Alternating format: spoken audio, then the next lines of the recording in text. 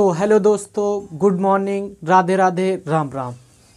चलिए दोस्त, तो हम लोगों ने कल जो टॉपिक पढ़ा था, हम लोग कल पढ़ रहे थे जो संसद होती है उसमें संसद के कितने सदन होते हैं और विधानमंडल होती है, विधानमंडल में कितने सदन होते हैं।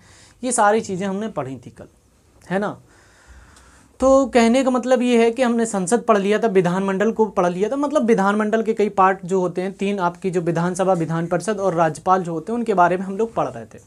हालांकि हमने संसद के बारे में भी पढ़ा था कि संसद क्या होती है, संसद के कितने सदन होते हैं, तो उनके बारे में भी हमने पढ़ा था, काफ़ी चीज़ें पढ़ ली थी। तो उसके आगे हम लोग चलते हैं। लेकिन सबसे पहले जो लोग हमारे चैनल में सबसे पहली बार जुड़ रहे हैं या देख रहे हैं हमारे वीडियो को, सबसे पहले क्या करेंगे, सब्सक्राइब करेंगे, लाइक करेंगे और शेयर करेंगे ज़्यादा से ज़्यादा।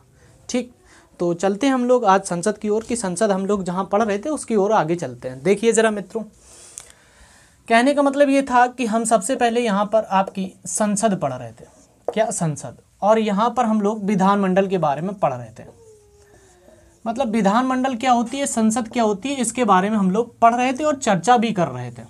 ठीक, जिसमें हमने आपसे कहा था कि संसद जो होती है वो तीन पार्टों से मिलकर के बनी होती है, जबकि विधानमंडल जो होता है वो तीन पार्टों से मिलकर के बना होता है। ये भी मतलब कहने का मतलब वही बताया था हमने कि जो संसद होती है वो देश में एक है, विधानमंडल प्रत्येक राज्य में मिलेगा, जो कि 28 राज्य हैं, तो 28 राज्यों में आपका विधानमंडल मिलेगा। लेकिन हो सकता है किसी राज्य में ये तीनों सदन ना हो, है ना, किसी में दो सदन होते हैं, किसी में तीन होते हैं, तो इस तरीके से अलग अलग बातें हैं, तो वो हम आगे चल कर गए।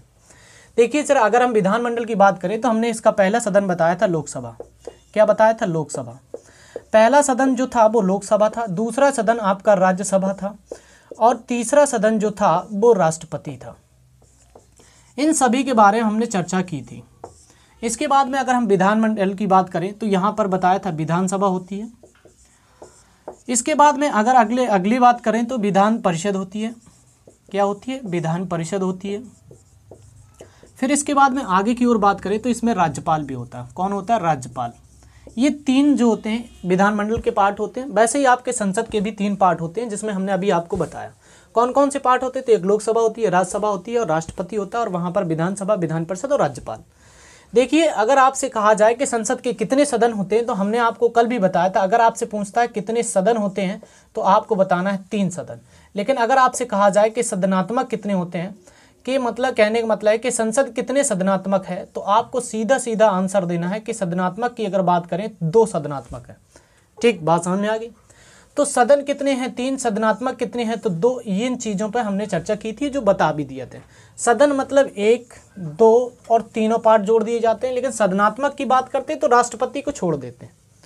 वैसे आपकी विधानमंडल को भी हम बात कर रहे थे कि विधानसभा जो होती है, विधान परिषद होती है और राज्यपाल को यहाँ पर भी सदनात्मक में छोड़ देते हैं। अगर आपसे कहा जाए कि विधानमंडल कितने सदनात्मक, तो 2 सदनात्मक है। लेकिन सदन कितने हैं विधानमंडल के? तो 3 सदन है। दोनों में से एक एक बातों को, दोनों को लेकर के चलना हमें। ठीक, तो हमने कल चर्चा की थी कि जो लोकसभा होती है वो आर्टिकल वगैरह हमने चर्चा कर दी थी। मतलब 79 ये था, 80 में राज्यसभा थी और 81 में आपकी लोकसभा थी। ये बातें हम कर चुके थे। मतलब 52 में राष्ट्रपति था, 168 में आपका क्या था, 168 में विधानमंडल, 169 में आपका क्या मिलता है, विधान परिषद मिलती है, और 170 में विधानसभा मिलती है। ठीक, ये चर्चा हम कर चुके थे। लेकिन हमने एक बात बताई थी, क्या? लोकसभा के बारे में। मतलब लोकसभा जो होती है वो क्या होती है, निम्न सदन होती है। ये हमने आपको बताया था, है ना। फिर इसके बाद में हमने राज्यसभा को बताया था कि ये क्या है, उच्च सदन है।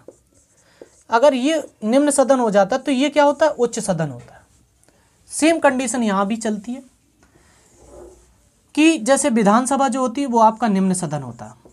ठीक, और अगर हम आगे की बात करें विधान परिषद में, तो ये क्या होता है, उच्च सदन होता है। ठीक, ये आपका उच्च सदन कहलाता है। मतलब देखिए, आप जैसे यहाँ निम्न सदन इसे कहा गया, वैसे ही निम्न सदन हमने इसे कहा, है ना। अगर हमने इसे उच्च सदन कहा तो इसे भी क्या कहा हमने, उच्च सदन कहा। ठीक, तो हम इससे ये पता लगाते हैं, मतलब इसे निम्न सदन क्यों कहते हैं, उच्च सदन क्यों कहते हैं, इसका रीज़न भी हम आपको अभी हाल ही बताते हैं।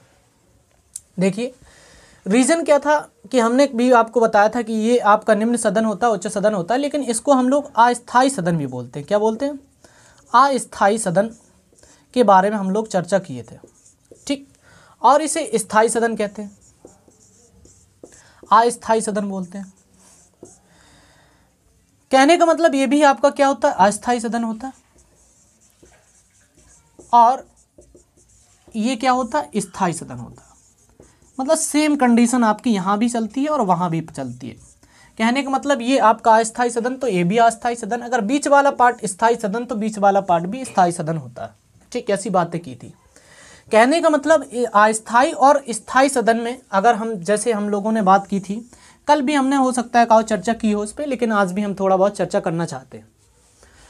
जैसे मतलब सिंपल सी भाषा में ये समझते हैं, जैसे कि अस्थायी और स्थायी के बारे में समझते हैं। अगर आपको समझ में ना आ रहा हो तो कहने का मतलब है कि जो आपकी गर्लफ्रेंड होती है ना, मतलब जो आपकी गर्लफ्रेंड होती है वो क्या है, अस्थायी है। मतलब कल आपने एक, परसों दो, फिर तीसरे दिन 3, 4, 5, इस तरीके से क्या चलता है, आपके अस्थायी होने का चलता है। वो आपकी गर्लफ्रेंड जो होती है वो क्या है, अस्थायी है भाई, है कि नहीं। मतलब आज 1, कल 2, परसों 3, फिर इस तरीके से आपके बहुत सारी लिस्टों में नाम होगा, है ना। हम समझते हैं, जो लोग देख रहे हैं वो समझ गए होंगे बात को। और स्थायी का मतलब होता है, स्थायी का मतलब क्या है, स्थायी मतलब जब आपकी शादी हो जाती है तो जो आपकी बीवी होती है वो क्या है, स्थायी है भाई, वो तो स्थायी सदन है ना, आप थोड़ी ना बीवी बदलेंगे। तो कहने का मतलब है कि ये क्या हो जाता है, आपकी स्थायी हो जाती है और ये अस्थायी होता है ना। बात समझ में आ गई है, सिंपल सी बातें हैं। कहने का मतलब है कि ये अस्थायी है और ये स्थायी है, मतलब बीवी स्थायी और गर्लफ्रेंड अस्थायी होती है। ठीक, ये चीज़ें आप समझ चुके होंगे। और अब हमने ये बात की थी कि जो राष्ट्रपति होता है, ये राष्ट्रपति लोकसभा को भंग कर देता है। क्या करता है, भंग कर देता है। इसीलिए इसे हमें से निम्न सदन या अस्थायी कहते हैं। अस्थायी क्यों कहते हैं, क्योंकि ये भंग हो जाती है, और भंग करने का काम कौन करता है, तो राष्ट्रपति करता है। कहने का मतलब सीधा सीधा ये है कि राष्ट्रपति हमारा निम्न सदन को क्या करता है, भंग कर देता है। ठीक, इसलिए ये अस्थायी सदन कहलाता है। किस आर्टिकल के तहत करता है, तो 85 के तहत हमने बताया था। वैसे ही आपका राज्यपाल जो होता है क्या होता है, विधानसभा को भंग कर देता है। मतलब किस आर्टिकल के तहत करता है, तो हमने आपको कल भी बताया होगा कि 11 घटा दो, एक आगे लगा दो, मतलब आपका 74 आता है, जिसमें एक आगे लगाने के लिए बोला गया था। मतलब आपसे 174 के तहत राज्यपाल जो होता है वो भंग करता है। किसे भंग करेगा, तो विधानसभा को भंग करता है। आर्टिकल 174 के तहत हम ये बातें कर चुके थे आसानी से, है ना। तो देखो अब होता क्या है कि जो लोकसभा होती है ना, लोकसभा में कैसा चुनाव होता है, कैसे कौन से लोग भाग लेते हैं, इसके बारे में हम लोग बातें कर रहे थे आगे। तो जिसको स्क्रीनशॉट लेना वो आसानी से ले सकता है, हम हट जाते हैं। ठीक है, चलिए ले लिया होगा।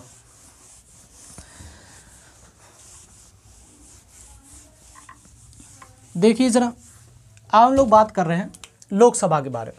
मतलब यहाँ पर आपसे कहा जाता है ये मतलब प्रथम सदन भी कहते हैं इसे। क्या कहते हैं, प्रथम सदन भी कहते हैं इसे, और इसे हम द्वितीय सदन भी कह सकते हैं। ये बात आप समझ चुके होंगे कि ये प्रथम सदन हो गया तो ये द्वितीय सदन हो गया। वैसे यहाँ पर भी आपके राज्य में प्रथम सदन ये होता है और द्वितीय सदन ये होता है।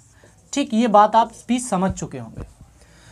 कहने का मतलब ये है दोस्त कि लोकसभा जो होती है ये लोकप्रिय सदन होता है। कैसा होता है, लोकप्रिय सदन होता है। समझ में आई बात। और ये आपका कह सकते हैं विद्वानों का सदन होता है। मतलब इसमें विद्वान लोग क्या होते हैं, विद्वान लोग भाग लेते हैं। ठीक, सीधा सीधा बात यहाँ भी आती है कि ये भी आपका लोकप्रिय सदन होता है, क्योंकि लोग इसमें सबसे ज़्यादा भाग लेते हैं, लोकप्रिय सदन। और इसका आपका क्या होता है, द्वितीय सदन का कहने का मतलब है कि ये भी आपका विद्वानों का सदन होता है। इसमें कहने का मतलब कि विद्वान लोग ही इसमें भाग लेते हैं। समझ में आई बात। मतलब इसके चुनाव में या पार्टिसिपेट जो होते हैं, ये जो लोग पार्टिसिपेट करते हैं वो विद्वान लोग करते हैं। ठीक, तो इसके मतलब है कि इतने लोग जो है ना ये विद्वान होते हैं, और इसमें भी विद्वान होते हैं। ये लोकप्रिय होता है, ये भी लोकप्रिय होता है। ठीक, इतनी चर्चा हम कर चुके थे, हो सकता है तो ये भी आप नोट कर सकते हैं। इसके बारे में देखिए, हमने आपसे ये कहा था, आपसे ये क्वेश्चन पूछा जाता है कि लोकसभा में अधिकतम सदस्य कितने हो सकते हैं। देखिए अब आता है क्वेश्चन क्या, कि लोकसभा में अधिकतम सदस्य कितने होते हैं, या आपसे कह सकता है कि अधिकतम सीटें कितनी हो सकती हैं लोकसभा में। देखिए मित्र, सीट का मतलब ये है कि आपकी कुर्सी वाली सीट नहीं है।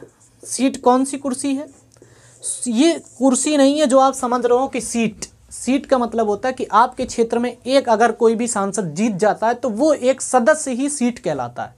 समझ गए होंगे बात। ठीक, देखिए तो कहने का मतलब है कि यहाँ पर अधिकतम सीट, मतलब कहने का है कि अधिकतम सदस्य कितने होते हैं, ये आपसे क्वेश्चन पूछा जाता है। तो लोकसभा में अधिकतम सदस्य जो होते हैं वो 552 निर्धारित किए गए हैं। कितने, 552। और ये जो 552 सदस्य होते हैं ये 3 क्षेत्रों से चुने जाते हैं। कितने क्षेत्रों से? 3 क्षेत्रों से। कौन कौन से क्षेत्र होते हैं उनके बारे में भी अभी हम चर्चा करते हैं आपसे।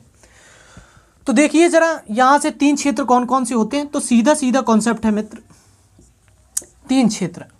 जो 3 क्षेत्र होते हैं उसमें 530 सदस्य जो होते हैं ये आपके राज्यों से चुने जाते हैं। कहाँ से? राज्यों से चुने जाते हैं। मतलब जो आपके 28 राज्य हैं उनसे 30 सदस्य चुने जाएंगे। और इसके बाद में जो 2 सदस्य होते हैं, इन 2 सदस्यों को राष्ट्रपति मनोनीत करता है। कौन करता है? राष्ट्रपति मनोनीत करता है। ठीक, मनोनीत करता है। लेकिन यहाँ पर बचते कितने सदस्य हैं? तो 20 सदस्य बच जाते हैं। 20 सदस्य जो होते हैं वो केंद्र शासित प्रदेश से चुने जाते हैं। कहाँ से? केंद्र शासित प्रदेशों से 20 सदस्य आपके चुने जाते हैं। कहने का मतलब सीधा सीधा ये है कि आपके जो 20 सदस्य होते हैं ये केंद्र शासित प्रदेश, जो 8 केंद्र शासित प्रदेश हैं वहाँ से चुने जाएंगे। और जो 530 सदस्य हैं ये आपके 28 राज्यों से चुने जाएंगे। और 2 जो सदस्य होते हैं इन 2 सदस्यों को मनोनीत करता है। कौन करता है? तो राष्ट्रपति मनोनीत करता है। आपसे अगर क्वेश्चन पूछा जाए कि राष्ट्रपति कितने सदस्यों को मनोनीत करता है लोकसभा में, तो 2 सदस्यों को। लेकिन याद रखें मित्र, ये सब कोई जानता है, समझ में आई बात। लेकिन अब आपको आगे देखना कि होता क्या है कि जो 2 सदस्य होते हैं ये कैसे सदस्य होते हैं, आपसे ये पूछा जाता है। तो आपको बताना है ये एंग्लो इंडियन होते हैं। कैसे होते हैं? एंग्लो इंडियन, या इन्हें हम आंग्ल भारतीय भी कह सकते हैं। आंग्ल भारतीय सदस्य होते हैं या एंग्लो इंडियन। ठीक, ये एंग्लो इंडियन सदस्य होते हैं। ठीक, तो कहने का मतलब ये है कि एंग्लो इंडियन क्या होता है। अब बात ये आ जाती है, तो एंग्लो इंडियन सदस्य हम ये कह रहे हैं कि एंग्लो इंडियन कौन होता है। तो समझो, सीधा सीधा कॉन्सेप्ट ये है कि जो पति और पत्नी का जोड़ा होता है उसमें एक का विदेशी होना अनिवार्य होता है। चाहे पति विदेशी हो और पत्नी क्या हो, भारतीय हो। उनसे जो संतान की उत्पत्ति होती है वो आपकी एंग्लो इंडियन कहलाती है। ठीक, और इस एंग्लो इंडियन व्यक्ति को यहाँ मनोनीत किया जाता है। कहने का मतलब जैसे कि आपकी इंदिरा गांधी जो है, जो सोनिया गांधी हैं, इंदिरा गांधी जो है ना, वो आपकी क्या है? एक विदेशी महिला है। कहाँ की हैं? तो इटली की हैं। और जो उनके पतिदेव थे वो कहाँ के थे? भारतीय थे। तो इनसे जो संतान की उत्पत्ति हुई वो राहुल गांधी। तो राहुल गांधी क्या हो जाते हैं? एक एंग्लो इंडियन व्यक्ति हैं। ठीक है, समझ गए होंगे आप लोग। तो ये जो एंग्लो इंडियन वाला कॉन्सेप्ट है इसे 2 सदस्यों को मनोनीत करता है, राष्ट्रपति करता है। लेकिन किस आर्टिकल के तहत करता है ये आपसे पूछा जाएगा। तो आपको याद रखना है कि किस आर्टिकल के तहत मनोनीत करता है। तो 331 के तहत राष्ट्रपति 2 सदस्यों को मनोनीत करता है। कहाँ? लोकसभा में। बात समझ में आई? ठीक, तो 2 सदस्यों को यहाँ मनोनीत किया। किसने किया? तो राष्ट्रपति ने ये 2 सदस्यों को मनोनीत कर दिया। ठीक है, समझे आगे। यहाँ मनोनीत कर देता और ये राज्यों से, मतलब 28 राज्यों से ये और 8 केंद्र शासित प्रदेशों से ये चुने जाएंगे। ठीक, फिर इसके बाद में हम ये कह सकते हैं कि जो आपके 530 सदस्य हैं ये चुने गए। ठीक, लेकिन अब आपसे ये पूछता है कि ये 28 राज्यों से हैं। कितने? 28 राज्यों से। 28 राज्यों से तो हैं, लेकिन अब आपसे ये क्वेश्चन पूछेगा कि उत्तर प्रदेश से कितने हैं, मतलब उत्तर प्रदेश में लोकसभा की सीटें कितनी हैं। आपसे क्वेश्चन ये पूछा जाता है। ठीक, जिस किसी को भी पता हो लोकसभा की सीटें कितनी हैं उत्तर प्रदेश में तो कमेंट बॉक्स में अवश्य बताएं। ठीक, तो देखिए मित्र, हम यहाँ बता देते हैं, फिर आप बता सकते हैं कमेंट बॉक्स में। तो कहने का मतलब है कि 80 सीटें जो होती हैं वो लोकसभा की होती हैं। ठीक, अब एक पॉइंट यहाँ से निकल करके ये आता है, इतना आपने नोट कर लिया होगा। ठीक है, या स्क्रीनशॉट ले सकते हैं। तो हम ये कहते हैं, या आपसे क्वेश्चन ऐसा पूछा जाए कि लोकसभा में कह सकते हैं कि जो आपकी सीटें होती हैं, सीटों का आवंटन किसके आधार पे होता है। अगर आपसे क्वेश्चन पूछा जाए किसके आधार पर होता है, तो हमें सीधा सीधा बताना है कि जो सीटों का आवंटन होता है वो जनसंख्या के आधार पर होता है। किसके आधार पर? जनसंख्या के आधार पर हमारी सीटों का आवंटन होता है। ठीक, सीधा सीधा मित्र यही है कॉन्सेप्ट कि आपकी जो सीटों का आवंटन होता है ना तो जिले के आधार पे होता है कि कितने जिले हैं उस आधार पे सीटों का आवंटन करेंगे, या आपके कितना क्षेत्रफल पर फैला हुआ कोई राज्य, इस पर भी हम किसी प्रकार का कोई भी सीटों का आवंटन नहीं करते हैं। जो सीटों का आवंटन करते हैं वो सीधा कॉन्सेप्ट है कि हम जनसंख्या, जिस राज्य में जितनी अधिक जनसंख्या होगी उस राज्य में उतनी ही सीटें होगी। कहने का मतलब जितने क्षेत्र में अधिक जनसंख्या होगी उस क्षेत्र में सीटों का भी अधिक संख्या होगी। ठीक, जैसे कि भारत में सबसे अधिक जो कह सकते हैं जनसंख्या है वो कहाँ है, उत्तर प्रदेश में है। तो कह सकते हैं उत्तर प्रदेश में सबसे अधिक सीटें हैं। चाहे किसी भी सदन में आप पहुंचे वहां उत्तर प्रदेश की सबसे अधिक सीटें मिलेंगी। कहने का मतलब चाहे लोकसभा में अधिकतम हो, राज्यसभा में हो, विधानसभा में हो, चाहे विधान परिषद में हो, सभी सदनों में उत्तर प्रदेश का सबसे अधिक क्या मिलता है, मतलब प्रतिनिधित्व मिलेगा। ठीक, जैसे कि उत्तर प्रदेश में लोकसभा की सीटें कितनी हैं, जो कि 80 हैं, जो कि सबसे अधिक हैं, किसी भी राज्य में इतनी अधिक नहीं है। ठीक, बात समझ में आई? तो समझ गए होंगे मित्र। तो आगे हम लोग चलते हैं। तो आगे का क्या कॉन्सेप्ट है देखिए जरा। आगे आपसे ये पूछता है कि अभी हमने बात की थी कि लोकसभा में अधिकतम सदस्य कितने हैं। कहने का मतलब ये है कि आप जिस कमरे में बैठे हैं उस कमरे में कितने सदस्य बैठ सकते हैं। तो हमने ये कहा था कि अधिकतम 552 सदस्य बैठ सकते हैं। लेकिन अगर आपसे कहा जाए कि वर्तमान में कितने बैठे हैं, तो ये आपसे पूछता है कि उत्तर कह सकते हैं कि वर्तमान में लोकसभा की सीटें कितनी हैं, ये आपसे पूछता है। तो 545 बतानी, कितनी बतानी है, 545 जो सीटें होती हैं वो क्या है, प्रेजेंट टाइम में हैं। तो अभी आपकी जो 17वीं लोकसभा का चुनाव हुआ उसमें 543 सदस्यों का क्या हुआ था, निर्वाचन हुआ था। मतलब इतने सदस्य क्या हुए थे, निर्वाचित हुए थे, मतलब चुनाव हुआ था। जैसे अभी हमने बताया था कि यहाँ पर दो सदस्यों को राष्ट्रपति मनोनीत करता है, जो कि कैसे होते हैं, एंग्लो इंडियन होते हैं। देखिए जरा, 3 सदस्य बताए गए थे। अभी ये जो 545 हैं तो ये कहाँ से चुने जाएंगे, ये बात देखिए। आपसे कहा जाता है कि जो 530 सदस्य हैं ये आपके राज्यों से चुने जाएंगे। कहाँ से, राज्यों से। लेकिन अगला कॉन्सेप्ट आपको ये मिलेगा कि 2 सदस्य जो होते हैं वो कौन करेगा, राष्ट्रपति मनोनीत करता है। कौन करता है, राष्ट्रपति मनोनीत करता है। देखिए अगर मनोनीत वाला आपका कॉन्सेप्ट समझ में नहीं आया तो अभी हम बताते हैं आपको। बचते कितने हैं, 13 सदस्य। तो 13 सदस्य जो होंगे वो कहाँ से चुने जाएंगे, केंद्र शासित प्रदेशों से चुने जाएंगे। ठीक, ये बात आप समझ चुके होंगे। कहने का सीधा कॉन्सेप्ट ये है कि 2 सदस्य राष्ट्रपति जो होगा वो क्या करता है, मनोनीत। मनोनीत का मतलब होता है कि अपने मन से इसे क्या किया है, निमंत्रण दिया है इसने। किस लिए, बोले आइए भैया संसद में खाना खिलाया जा रहा, आप भी खाइए, है ना। तो कहने का मतलब ये है मित्र कि 2 सदस्यों को अपने मन से इसने निमंत्रण किया है। किसने, राष्ट्रपति निमंत्रण करता है। किसे, राष्ट्रपति 2 सदस्यों को मनोनीत करता है। और ये कहाँ, लोकसभा में मनोनीत करता है। कहता है भैया आओ जलपान करो और क्या करें, यहाँ पर अपना भागीदारी निभाएं। अच्छा, ये एंग्लो इंडियन सदस्य को ही क्यों मान्यता दी जाती है, एंग्लो इंडियन सदस्य को इसलिए मान्यता दी जाती है क्योंकि होता क्या है कि जब हमारा भारत देश आज़ाद हुआ तो उस दौरान जो था ना, मतलब कुछ बहुत सारे विदेशी भारत में आ गए थे या भारत के बाहर चले गए थे, उनसे जो संतानों की उत्पत्ति हुई थी उस समय एंग्लो इंडियन भारत में बहुत ज़्यादा थे। तो सरकार ने कहा कि इन एंग्लो इंडियन समुदाय को भी अपनी संसद में स्थान दिया जाना चाहिए। लेकिन अगर ये चुनाव लड़ते हैं तो क्या है, मतलब कम जनसंख्या में यहाँ भागीदारी ले पाएंगे और कोई भी सदस्य यहाँ जीत नहीं पाएगा। तो ये कहा गया कि ठीक है, अगर ये सदस्य तो नहीं जीत पाएंगे क्योंकि हमें इनकी समाज को भी देख के चलना है, मतलब इनके समाज का भी उत्थान हो सके।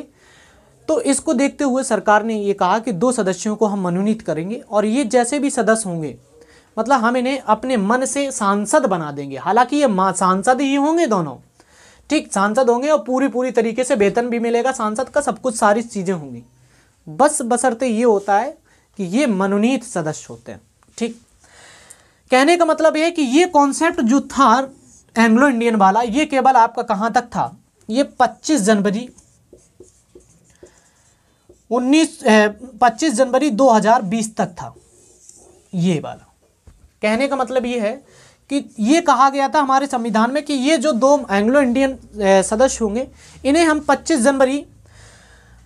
जनवरी और कहाँ तक, मतलब 25 जनवरी 2020 तक इन 2 सदस्यों को मनोनीत करते रहेंगे। तो लेकिन हुआ क्या कि वर्तमान जो सरकार है उसने ये कहा है कि अब हमारे देश में एंग्लो इंडियन सदस्यों की जो प्रतिनिधित्व है वो बहुत कम हो गया। तो हमारे हिसाब से जो 2 सदस्य हैं इन दोनों सदस्यों को अब यहाँ पर मनोनीत ना किया जाए, ऐसी कुछ बातें की गई है ना। तो सरकार ने कहा कि अब ये दोनों एंग्लो इंडियन सदस्य मनोनीत नहीं किए जाएंगे। अब हमारे भारत देश में खुद ऐसे अल्पसंख्यक हैं जिनको यहाँ मनोनीत किया जा सकता है। कहने का मतलब ये है कि हमारे भारत देश में भी ऐसी बहुत सारी जातियाँ हैं जो बहुत पिछड़ी हुई हैं, जिनका प्रतिनिधित्व अगर हम लोकसभा में देंगे तो उनकी जातियों का भी क्या होगा, उत्थान होगा भारत में। तो सरकार ने कहा ठीक है भाई, अगर 2 सदस्यों को हम यहाँ पर क्या करें, स्थान देते हैं, और ये दोनों सदस्य क्या होंगे, लोकसभा जब संसद की बैठकें होंगी तो वहाँ पहुँचेंगे और अपनी बात को रखेंगे कि हमारी जाति में या हमारी बिरादरी में कि किस चीज़ की कमी है, उस चीज़ को हमारे सामने रखेंगे तो मोदी जी क्या करेंगे, वो हमें पैसा देते हैं। कहने का मतलब है कि जैसे आपके क्षेत्र में, आप मान के चलिए कानपुर में रहते हैं, तो कानपुर में अगर मान के चलिए अगर यहाँ रोड आपका ख़राब हो गया, तो कहने का मतलब ये थोड़ी ना कि मोदी जी को पता चल गया कि यार यहाँ रोड ख़राब हो गई है ना, ये तो यहाँ का कोई सदस्य ही जा कर के उन्हें बताएगा कि हमारे क्षेत्र में रोड ख़राब है, तभी तो वो पैसा देंगे, है ना, बिल्कुल सही। तो कहने का मतलब है कि जब ये सदस्य पहुँचता कब है, कब मिलता है मोदी जी से, तो जब संसद की बैठकें चलती हैं तब ये सदस्य जाता है और ये संसद भवन में पहुँचती है, जो हमने आपको पहले बताया था। ठीक, तो ये संसद भवन में बैठ के चलती हैं, इस तरीके से ये सदस्य वहाँ पहुँचते हैं और इस बैठकों में भाग लेते हैं, तब बताते हैं कि हमारे क्षेत्र में इस चीज़ की कमी है, तो सरकार क्या करती है, उस पर पैसा देती है और उसे आगे की ओर बढ़ाती है। ठीक मित्र, तो ये कॉन्सेप्ट आपको समझ में आ गया होगा। लेकिन वर्तमान समय में ये दो सदस्य होंगे, ये मनोनीत नहीं किए जाएंगे। ये 25 जनवरी 2020 तक ही ये लागू था। अब आने वाले समय में इन सदस्यों को मनोनीत नहीं किया जाएगा। इतना सीधा सीधा कॉन्सेप्ट है, तो आप लोग समझ चुके होंगे। देखिए ज़रा, ये जो सीटें आपकी निर्धारित की गई हैं ना, ये कब की गई, कैसे की गई, तो कहने का मतलब ये है कि जो लोकसभा की हो, चाहे राज्यसभा की हो, विधानसभा की हो, चाहे विधान परिषद की हो, कहीं की भी सीटें हों, तो इनका आधार किस वर्ष को माना गया, ये जो निर्धारित की गई, तो आधार वर्ष जो है ना, वो आपकी 1971 की जनगणना को आधार माना गया, जनगणना को आधार माना गया। और इसी आधार पे हमने अपनी लोकसभा में अधिकतम 500 सीटें निर्धारित की हैं और वर्तमान में 545 की हैं। और ये कहा गया है कि ये सीटें हमारी 1971 की जनगणना के आधार को लेते हुए और हम 2026 तक इन सीटों में कोई परिवर्तन नहीं करेंगे, ये यहीं तक रहेंगी। लेकिन ये क्या हुआ था, संविधान संशोधन हमें करना पड़ा। और ये किस संविधान संशोधन के तहत ये निर्धारित हैं आपकी सीटें, तो याद रखना 84वां संविधान संशोधन, और ये आपका 2001 में हुआ था। ठीक है, 84वां संविधान संशोधन 2001 में हुआ, जिसके तहत आपकी सीटों का निर्धारण किया गया कि ये 2026 तक ही 552 रहेंगी और 545 क्या है, ये आपकी वर्तमान में है। ठीक है, सीधा सीधा कॉन्सेप्ट है। मतलब कि आप 1971 की जनगणना को आधार माना गया है और ये जो जनसंख्या है, मतलब ये जो सीटें हैं, चाहे विधानसभा की हो, चाहे राज्यसभा की हो, चाहे आपकी विधानमंडल की हो, चाहे मतलब किसी भी सदन की सीटें हों, वो 2026 तक ही यही रहेंगी, इनमें कोई भी परिवर्तन नहीं होगा। कब तक, 2026 तक। ये क्योंकि इसमें संविधान संशोधन किया गया कि ये 84वां संविधान संशोधन 2001 में किया गया था, जिसके तहत ये निर्धारित किया गया कि 2026 तक अब हमारी सीटों में कोई भी परिवर्तन नहीं होगा। ठीक, समझ गए होंगे। तो चलिए अब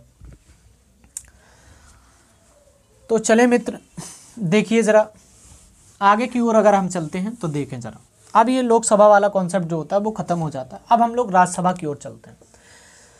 कहने का मतलब ये है कि राज्यसभा में कितनी अधिकतम सीटें होती हैं, वर्तमान कितनी होती है, कौन इसमें प्रतिनिधित्व करता है, ये सारी चीज़ें हमें बतानी है। ठीक है, देखिए अगर आपसे कहा जाए कि राज्यसभा जो होती है, मतलब राज्यसभा में अधिकतम सीटें कितनी हो सकती हैं, तो अधिकतम वाला अगर कॉन्सेप्ट आपसे पूछे तो आपको सीधा बताना है कि 250 सीटें राज्यसभा में अधिकतम हो सकती हैं। ठीक, तो कहने का मतलब ये है कि 250 तो होती हैं, लेकिन कितने क्षेत्रों से होती हैं। जैसे अभी हमने लोकसभा में पढ़ा था कि लोकसभा में 3 क्षेत्रों से सीटें होती हैं, मतलब राज्य से चुनी जाएंगी, केंद्र शासित प्रदेशों से चुनी जाएंगी, 2 सदस्यों को राष्ट्रपति मनोनीत भी करेगा। लेकिन अब यहाँ पर कॉन्सेप्ट ये आता है कि ये जो 250 सीटें हैं, ये कितने क्षेत्रों से चुनी जाएंगी, तो 2 क्षेत्रों से। कहने का मतलब ये है कि यहाँ पर 12 सदस्यों को राष्ट्रपति क्या करेगा, निमंत्रण देगा। कहने का मतलब राष्ट्रपति मनोनीत करेगा। ठीक है, ये मनोनीत करता है और यहाँ पर क्या करता है, 12 सदस्यों को ये मनोनीत कर दिया। बचे कितने, तो 238 सदस्य जो बचते हैं, ये आपके केंद्र शासित प्रदेश और आपके जो 28 राज्य हैं, उन राज्यों से आपके ये 238 सदस्य निर्वाचित होते हैं। कहने का मतलब है कि ये मनोनीत हैं और ये निर्वाचित है। देखो अगर किसी को कॉन्सेप्ट ना समझ में आ रहा हो तो कि निर्वाचन क्या होता है और मनोनीत क्या होता है, सबसे पहले ये समझ लो, नहीं बाद में आपको पता ना चले। मनोनीत, देखिए निर्वाचन का मतलब होता है कि जो व्यक्ति चुनाव लड़के आया है और जीत गया है, चुनाव होना ही आपका निर्वाचन कहलाता है। और मनोनीत का मतलब होता है कि मन से निमंत्रण दिया गया है किसी को इस सदन में आने के लिए। तो राष्ट्रपति यहाँ पर निमंत्रण देता है किसको, राष्ट्रपति को, और ये 12 सदस्य होते हैं और ये 12 सदस्यों को यहाँ पर क्या किया जाता है, मनोनीत किया जाता है ना मित्र। तो ये 12 सदस्यों को मनोनीत कर दिया गया। किया किसने, तो राष्ट्रपति ने ही मनोनीत किया। समझ में आई बात। अब कैसे ये सदस्य होते हैं, क्या एंग्लो इंडियन होते हैं क्या, नहीं मित्र, ये एंग्लो इंडियन नहीं होते हैं। ये आपके किसी भी समाज सेवी संस्था से हो सकते हैं। क्या, ये किसी भी समाज सेवी संस्था से हो सकते हैं। कहने का मतलब ये है कि समाज सेवी संस्था जो होती है, मतलब एक ऐसी संस्था जो समाज की प्रगति के लिए काम कर रही हो या समाज के उत्थान के लिए जो संस्था काम कर रही हो, उसे हम क्या कहते हैं, मतलब उस क्षेत्र से 12 सदस्यों को राष्ट्रपति अपने मन से निमंत्रण देता है और यहाँ पर मनोनीत कर देता है। ठीक, कहने का मतलब अगर आपसे ऐसा ना दे कि किसी भी संस्थान से, तो आप ऐसे भी लगा सकते हैं। क्या, आपसे क्षेत्र भी कभी कभार क्वेश्चन दे देता है। अगर अच्छा लेवल का एग्जाम देने जा रहे हैं तो आपसे क्वेश्चन अच्छा देता है, समझ रहे हो। तो देखिए कौन कौन से क्षेत्रों से चुने जाते हैं, जैसे कला, साहित्य, विज्ञान, है ना, खेल, फिल्म, इन क्षेत्रों से, कहने का मतलब आदि क्षेत्रों से ये चुने जा सकते हैं। जैसे आपने देखा होगा कि सांसद जो है ना, वो आपने सुना होगा कि सचिन तेंदुलकर भी क्या हैं, सांसद हैं। तो यार ये देखिए कि जो सचिन है ना, ये सचिन कहीं से चुनाव तो लड़े नहीं थे और ये सांसद बन गए। तो इसका मतलब ये है कि जब ये चुनाव नहीं लड़े और सांसद बन गए, तो इससे सीधा सीधा हमें पता चलता है कि ये मनोनीत किए गए हैं। और किस क्षेत्र से हैं, तो खेल क्षेत्र से हैं, है ना। तो भारत, जैसे आपने एक नाम और सुना होगा रेखा का। ये रेखा जी जो हैं वो फिल्म जगत से संबंध है इनका, रेखा जी का। और ये कह सकते हैं कि विधानमंडल जो आपको 12 सदस्य जो होते हैं उनमें आपकी ये इन सदस्यों को भी शामिल किया जाता है। जब ये इन्हें मतलब सांसद बना दिया जाता है, क्यों बनाया जाता है, इसका रीज़न समझे आप। रीज़न क्या है, क्यों इन्हें मनोनीत किया गया, इसलिए मनोनीत किया जाता है इन 12 सदस्यों को, क्योंकि ये सदस्य जो होते हैं, सरकार ये चाहती कि हमारा भारत देश जो है वो अंतर्राष्ट्रीय स्तर पर खेल प्रतियोगिता में अपना नाम रोशन करे। जैसे बहुत सारे ओलंपिक खेल होते हैं, राष्ट्रमंडल खेल होते हैं, इन खेलों में हमारा भारत देश स्वर्ण पदक लाए और विश्व में नंबर 1 पहले स्थान पर हो।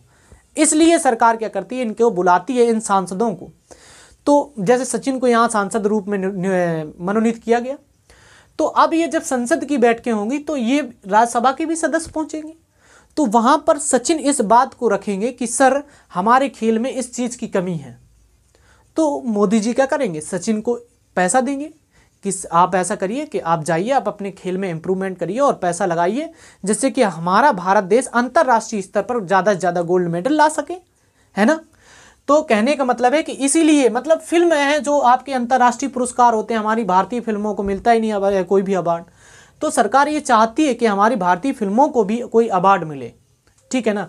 तो इस तरीके से ये जो है ना, तो सरकार क्या करती है, तो इन सदस्यों को भी मनोनीत किया जाता है और ये सदस्य पहुंचते हैं और ये अपनी बात को रखते हैं, तभी सरकार यहाँ पर पैसा देने का काम करती है। समझ गए होंगे, ठीक। चलिए मित्र, तो इतना आपको ये समझ में आ गया होगा, लेकिन आप इतना याद रखना, लेकिन आपसे अगर क्वेश्चन पूछा जाए कि ये किस अनुच्छेद के तहत मनोनीत करता है राष्ट्रपति 12 सदस्यों को, तो सीधा सीधा आपको याद रखना है कि अनुच्छेद जो है ना वो आपका 80 का फर्स्ट है। कौन सा है, 80 के फर्स्ट के तहत राष्ट्रपति राज्यसभा में 12 सदस्यों को मनोनीत करता है, जबकि लोकसभा में 331 के तहत 2 सदस्यों को मनोनीत कर रहा था। कौन, राष्ट्रपति कर रहा था, है ना। ये चीज़ें आपको बहुत पता होनी चाहिए। जबकि अभी हम हाईकोर्ट क्लर्क का पेपर देने गए थे तो उसमें सीधा कॉन्सेप्ट ये मिला था। देखिए अब आपसे अगर क्वेश्चन अच्छा पूछेगा तो कैसे पूछेगा, आपसे कहता है कि राज्यसभा में राष्ट्रपति 12 सदस्यों को मनोनीत करता है, 12 सदस्यों को अनुच्छेद 80 के फर्स्ट के तहत मनोनीत करता। देखो पूरा क्वेश्चन यही रख दिया, लेकिन उसने पूछा है कि इसमें 12 सदस्यों को किस क्षेत्र से नहीं चुना जाता है। तो देखो ये सारे क्षेत्र होते हैं, लेकिन एक क्षेत्र होता है जिसे इन 12 सदस्यों में स्थान नहीं दिया जाता है। वो कौन सा क्षेत्र है? तो याद रखना, अर्थशास्त्र क्षेत्र है। कौन सा है? अर्थशास्त्र क्षेत्र से यहाँ मनोनीत नहीं किया जाता। इतना आपको कॉन्सेप्ट याद रखना है। मतलब इन 12 सदस्यों में जो सदस्य एक नहीं होता है तो वो अर्थशास्त्र क्षेत्र से नहीं हो सकता, बाद बाकी सभी क्षेत्रों से यहाँ पर चुना जा सकता है। ये ऐसी बातें की गई। ठीक, तो ये कॉन्सेप्ट आपको समझ में आ गया होगा लगभग में।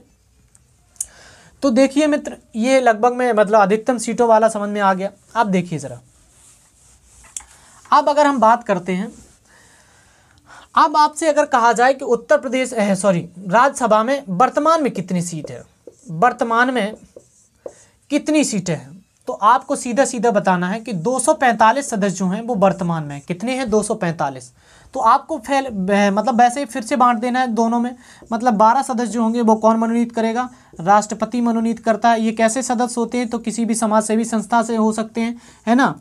तो किस आर्टिकल के तहत करता है? तो आपको बताना है 80 के फर्स्ट के तहत मनोनीत करता है। अगर फर्स्ट ना मिले तो आपको का जरूर मिलेगा। 80 के का के तहत या फर्स्ट के तहत मनोनीत कर सकता है। अब बचते कितने सदस्य हैं? तो 233 सदस्य बचेंगे। ये आपके केंद्र शासित प्रदेश और आपके जो राज्य मिलते हैं उनसे यहाँ पर ये क्या होता है? चुने जाते हैं, राज्यों से। ठीक, तो आपको समझ में आ गया होगा लगभग। ठीक है ना। अब हम बात ये कर रहे थे कि अब आपसे देखो 233 सदस्य चुने गए हैं। ये कहाँ से? केंद्र शासित प्रदेश और राज्यों से चुने गए। लेकिन आपसे ये कहता है कि जो 2 सदस्य चुने गए ना, मतलब जो 233 सदस्य, ये जो 200 सदस्य हैं, इन सदस्यों में उत्तर प्रदेश का कितना हिस्सा है? कहने का मतलब कि उत्तर प्रदेश में राज्यसभा की सीटें कितनी हैं, आपसे ये कॉन्सेप्ट पूछा जा रहा। तो जब ये क्वेश्चन आपसे पूछा जाए तो आप सीधा सीधा देना कितना, कि 31 सीटें जो हैं वो उत्तर प्रदेश में लोकसभा की हैं। देखिए, आप जिस क्षेत्र में रह रहे हैं, जिस राज्य में रह रहे हैं, तो आपको इन चीज़ों का सब कुछ आपको पता होना चाहिए। तो उत्तर प्रदेश में 31 सीटें होती हैं। क्या? कि 31 सीटें होती हैं राज्यसभा की। ठीक है। अगर आप किसी को ये लग रहा हो, देखिए मतलब कहने का मतलब है कि ये जो है ना वो सीटें हो जाती हैं और ये आपकी राज्यसभा के भी सीटों का आवंटन हो जाता है इस तरीके से। ठीक, तो आप लोग समझ चुके होंगे ये सारी चीज़ें। और जैसे एक पॉइंट हमें देखने को मिलता है, जैसे कुछ लोगों का ये बता रहे थे कि सर हमें समझ में नहीं आता कि विधायक कहाँ होता है या सांसद कहाँ होता है। तो ये कॉन्सेप्ट समझिए, आपके जितने भी संसद में सदस्य होते हैं, संसद का मतलब लोकसभा और राज्यसभा, दोनों सदनों में क्या होते हैं? सांसद होते हैं। ठीक, और अगर हम इनकी बात करें विधानसभा और विधायक की, विधानसभा और विधान परिषद की, तो इन दोनों सदनों में कौन होते हैं? विधायक होते हैं। अभी हम जो बात कर रहे थे, तो सांसद में कितने मतलब संसद में कितने सांसद होते हैं? तो 552 आपके लोकसभा में होते हैं और 250 आपके राज्यसभा में। ये अधिकतम वाली बातें हैं। लेकिन अगर आपसे कहा जाए कितने हैं, तो कहने का मतलब है कि 550 आपके 545 यहाँ पर हैं और 245 यहाँ पर हैं, है ना। तो कहने का मतलब ये है 4 4 8 1 9 और 7, मतलब 790 सांसद हैं आपके और यहाँ पर। और इस तरीके से विधान परिषद और विधानसभा की हम आगे बात करते हैं, ठीक है ना, जिनके बारे में आगे बात करेंगे। तो आप ये सीधा सीधा याद रखें कि इसमें भी सांसद होता है, इसमें भी सांसद होता है, इसमें विधायक होता है, इसमें विधायक होता है। बस फर्क इतना होगा कि ये सदस्य जो होंगे वो निर्वाचित होते हैं, ये वाले सांसद, लेकिन ये वाले जो सांसद होते हैं राज्यसभा वाले। हाँ, एक कॉन्सेप्ट और देखें जरा, जिसकी बारे में हम चर्चा करते हैं। आपसे ये पूछा जाता है कि अच्छा ये बताइए, इसमें तो प्रत्यक्ष चुनाव होता है, कैसा होता है? प्रत्यक्ष चुनाव होता है। कैसा? प्रत्यक्ष चुनाव होगा। लेकिन इसमें अप्रत्यक्ष चुनाव होता है। प्रत्यक्ष चुनाव और अप्रत्यक्ष चुनाव के मतलब में आप समझ रहे हैं। कहने का मतलब सीधा सीधा ये है, यहाँ पर भी आप कह सकते हैं कि इसमें प्रत्यक्ष चुनाव होता है और इसमें अप्रत्यक्ष चुनाव होता है। समझ में आई बात? कहने का मतलब ये है कि देखिए मित्र, कि अगर आपने सीधा सीधा कॉन्सेप्ट आपका यही है कि आप ये समझें। देखिए, अप्रत्यक्ष चुनाव और प्रत्यक्ष चुनाव के बारे में क्या, कि अगर जैसे आपने अपना लव लेटर किसको दिया? गर्लफ्रेंड को दिया। तो अगर आप सीधे देने गए तो आपने क्या किया? प्रत्यक्ष रूप से आप उससे मिलने गए, है ना। समझ गए? मतलब जब आप सीधे मिलने गए गर्लफ्रेंड से या लेटर लेकर के गए तो आप प्रत्यक्ष रूप से गए, आपका लेटर आपने सामने दिया उसके। लेकिन अगर उस लव लेटर को आपने क्या किया? उसके भाई से दिलवाया। पहले उसके भाई को दिया, फिर उसने भाई ने क्या किया? आपकी गर्लफ्रेंड को दिया। तो कहने का मतलब है वो कहीं ना कहीं अप्रत्यक्ष रूप से गया, मतलब किसी दूसरे ने दिया। तो यही कॉन्सेप्ट इसमें राज्यसभा में होता है, मतलब इसमें अप्रत्यक्ष रूप से चुना जाते हैं सदस्य। कहने का मतलब ये है सीधा कि यहाँ पर जो राज्यसभा होती है, राज्यसभा में सदस्य जो होते हैं वो राज्यों के विधानसभाओं के सदस्य पहुँचते हैं। कहाँ के? विधानसभाओं के। मतलब जो आपके विधायक होते हैं, इन विधायक ही क्या करते हैं? वोट डालते हैं। समझ में आई बात? मतलब विधायक आपके वोट डालते हैं विधानसभा मतलब राज्यसभा में। हम लोग भाग नहीं लेते हैं, हम लोग केवल ये लोकसभा में भाग लेते हैं और विधानसभा में भाग लेते हैं। समझ में आई बात? आपसे अगर कहा जाए कि सांसदीय का चुनाव है तो आप ये समझ जाना कि हम इसमें प्रत्यक्ष रूप से चुनाव में लेते हैं। कहने का मतलब है कि लोकसभा का अगर आपसे कहा जाए कि सांसदीय का चुनाव है तो आप सीधा सीधा कहना सांसदीय का मतलब क्या है? लोकसभा का चुनाव। अगर आपसे कहा जाए कि विधायकी का चुनाव है तो सीधा आप क्या कहना है आपको कि विधायकी का चुनाव है तो किसका चुनाव है? विधानसभा का चुनाव है। ठीक है मित्र, समझ गए होगा इतनी बातें, ये नॉर्मल सी चीज़ें होती हैं। तो अब अगर जैसे हमने आपको बताया कि इसमें भी सांसद होते हैं, इसमें सांसद होते हैं, इसमें विधायक होते हैं, इसमें विधायक होते हैं, ये सारी चीज़ें हमने चर्चा कर ली हैं। और कई सारे हमने टॉपिक मतलब लोकसभा की सीटें कितनी होती हैं और कहाँ कहाँ से चुने जाते हैं, ये सारी चीज़ें बातें की हमने। राज्यसभा की भी कर ली हैं। फिर अगले टर्न पर जो है ना वो हम किसकी बात करेंगे? विधानसभा विधान परिषद के बारे में अगले टर्न पर हम लोग चर्चा करते हैं।